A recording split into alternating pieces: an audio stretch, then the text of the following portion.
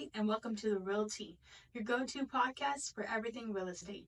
My name's Erica, and I'm a local real estate expert in the DFW, and I'm here to spill the tea and help whether you're buying or selling or just curious about the world of real estate.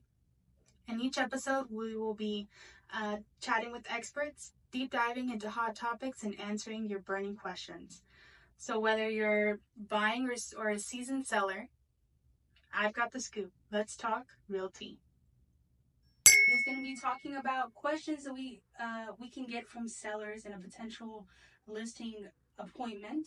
Go ahead and tell us a little bit about yourself, JP. Hi, I'm JP Briere. I'm the team leader of the Briere Group. I have been in real estate for about 13 years and focus on residential real estate in the Dallas-Fort Worth market. Awesome. Thank you, JP. Thank you for being here today. I have 5 questions for you today. So the first question is, I've decided to sell my home. How do I get started? Okay, that's a great question. So some of that is going to depend on what your goals are. Are you just selling, or are you planning on selling and then buying another house? So there's a little bit of a process difference in those two. If you plan on buying another house, I would recommend getting with a lender and getting pre-qualified to help expedite the whole process. However, if you're just selling, your first step really should be to sit down with your realtor. And the reason that you do that is because your realtor is going to have advice on staging. Are there things that should be repaired? Are there things that you are planning on repairing that really don't need to be done before you sell the house? So your realtor can help you save some money up front potentially. And the recommendations they make can help you save money or make more money on the sale of your home. So that's step number 1. That's only the first step, and I know that there are various steps to when selling your home. So I know the market becomes involved, and that's how you price the home. How do you stay involved in learning about the market on how to price a home correctly? So when we're talking about pricing, we're looking at a lot of factors. We're looking at the market as a whole. So staying on top of the market as a whole means doing things like watching interest rates daily. It means looking at neighborhood comps daily. That includes how fast are properties moving in the neighborhood. That includes what are they pricing for, and then how many price reductions are they taking before going on the market. That includes what banks and appraisers look at, which is the sold comps, which is what they actually sold for in comparison to where they listed. That also looks at the pending comps. The pending is the price they got to where they got an offer. And then when you're looking at the active properties in the neighborhood, you're actually looking at the competition. So we want to view those properties as the competition, and how do we price in a way that we're beating out the competition to bring buyers to your home. Awesome. That sounds great. So how important is it to have that information before going into the listing appointment? It's very important. Anytime I'm going to a listing appointment, I'm going armed with all of that information, as well as what's happening in the market on a national level. A lot of times what we're seeing in the news is very delayed. It's more of a national picture, but what's happening in our local market, we have to stay on top of that on a daily basis.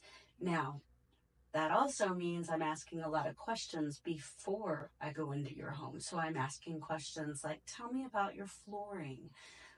What color cabinets do you have? Do you have granite or laminate or quartz countertops? Because that information makes a difference when pricing your home. And then actually getting eyes on it in person is kind of the final step in helping to determine pricing. And like getting to the home, is that normally where you like to do your listing appointments so you can see anything and everything? Yes, absolutely. I want to see how you live. I want to see what you're using in terms of furniture in each room, so we can talk about what do we need to maybe declutter or move to the garage. What are we going to maybe add to add some color to your entryway, things like that. Oh, yeah. Sometimes colors can be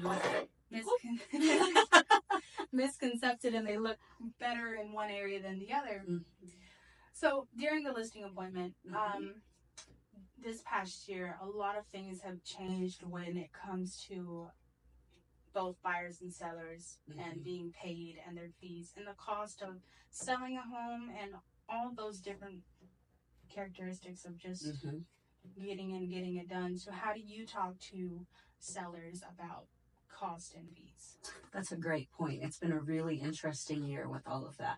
So what I will say is that the rules surrounding how we approach the conversation have changed, but what's happening hasn't actually changed. So in other words, sellers have always had the option to talk about whether or not they want to pay a buyer's agent. The way I approach it with my sellers is I always say, this is the amount I charge. There is, we'll edit this part out. Yeah. Okay. The way I approach it with my sellers is I say, this is the amount I charge. This is the amount I recommend paying a buyer's agent. Okay.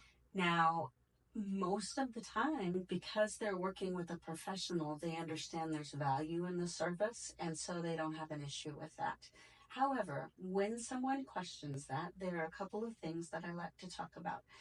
When we're talking about paying a buyer's agent, we're talking about making sure that that buyer's agent is bringing their buyers to the table with expertise, that they're setting their expectations for the types of repairs to ask for after the inspection. In other words, they're making sure their clients aren't coming in asking for everything in the kitchen sink. That's part of their due diligence, representing their clients. So actually paying them can save you some money during those inspection negotiations. Okay. The other thing that I like to point out is that when we're not paying a buyer's agent, very often those buyer's agents are setting the expectations with their buyers up front that they're going to have to pay that fee. And what happens is the buyers then have to make the choice, am I going to see the home or not? And very often the buyers will say, no, I'm not going to see that house because I can't afford my down payment and to pay my realtor. Yeah. I've seen it a little more often now. So when you're talking about inspections and your fees and your costs, how do you use that to your advantage, like strategically, to get the home sold? Well, clarify what you mean. So when you're talking to your sellers and you're like, so what they're going to do is they're going to get inspections on the home. Is that something you come to the seller, like, is that something you really want to happen? Let's say it's a certain home and you know it needs some work. Are you upfront about it? Oh, keep yes. it real? Yes, You absolutely. I keep and it real. You use that and you make sure that the sellers are honest about everything.